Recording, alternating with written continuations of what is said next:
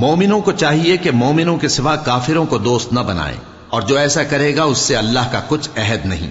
ہاں اگر اس طریق سے تم ان کے شر سے بچاؤ کی صورت پیدا کرو تو مذائقہ نہیں۔ اور اللہ تم کو اپنے غضب سے ڈراتا ہے، اور اللہ ہی کی طرف تم کو لوٹ کر جانا ہے۔ اے پیغمبر، لوگوں سے کہہ دو کہ کوئی بات تم اپنے دلوں میں مخفی رکھو یا اسے ظاہر کرو، اللہ اس کو جانتا ہے، اور جو کچھ آسمانوں میں اور جو کچھ زمین میں ہے اس کو سب کی خبر ہے، اور وہ ہر چیز پر قادر ہے۔ جس دن ہر شخص اپنی کی ہوئی نیکی کو موجود پا لے گا اور اپنی برائی کو بھی دیکھ لے گا تو آرزو کرے گا کہ اے کاش اس میں اور اس برائی میں دور کی مسافت ہو جاتی، اور اللہ تم کو اپنے غضب سے ڈراتا ہے، اور اللہ اپنے بندوں پر نہایت مہربان ہے۔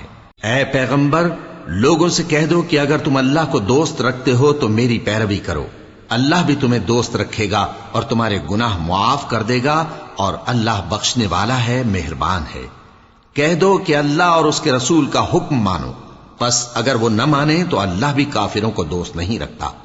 اللہ نے آدم اور نوح اور خاندان ابراہیم اور خاندان عمران کو تمام جہان کے لوگوں میں سے منتخب فرمایا تھا، ان میں سے بعض کی اولاد تھے، اور اللہ سننے والا ہے، جاننے والا ہے۔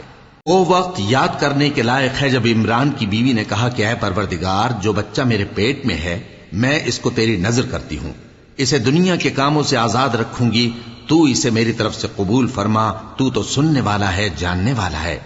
پھر جب ان کے ہاں بچہ پیدا ہوا تو کہنے لگی کہ پروردگار، میرے تو لڑکی ہوئی ہے، جبکہ اللہ خوب جانتا تھا جو ان کے ہاں ولادت ہوئی تھی، اور نہ ہوتا لڑکا مانند اس لڑکی کے۔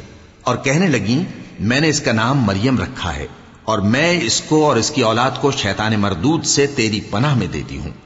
تو اس کے پروردگار نے اس کو پسندیدگی کے ساتھ قبول فرمایا اور اسے اچھی طرح پرورش کیا، اور زکریا کو اس کا کفیل بنایا۔ زکریا جب کبھی عبادت گاہ میں اس کے پاس جاتے تو اس کے پاس کھانا پاتے۔ یہ کیفیت دیکھ کر ایک دن مریم سے پوچھنے لگے کہ مریم، یہ کھانا تمہارے پاس کہاں سے آتا ہے؟ وہ بولی کہ اللہ کے ہاں سے آتا ہے، بے شک اللہ جسے چاہتا ہے بے حساب رزق دیتا ہے۔ اس وقت زکریا نے اپنے پروردگار کو پکارا، عرض کی کہ پروردگار، مجھے اپنی طرف سے اولاد صالح عطا فرما، تو بے شک دعا سننے والا ہے۔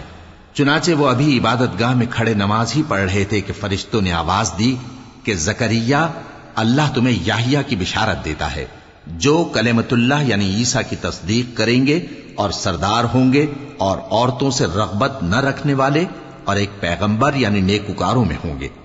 زکریا نے کہا، اے پروردگار، میرے ہاں لڑکا کیوں کر پیدا ہوگا کہ میں تو بڈھا ہو گیا ہوں اور میری بیوی بانجھ ہے۔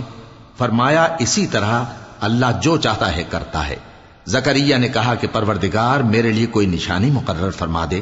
فرمایا، تمہاری نشانی یہ ہے کہ تم لوگوں سے 3 دن اشارے کے سوا بات نہ کر سکو گے، تو ان دنوں میں اپنے پروردگار کی کثرت سے یاد اور صبح و شام اس کی تسبیح کرنا۔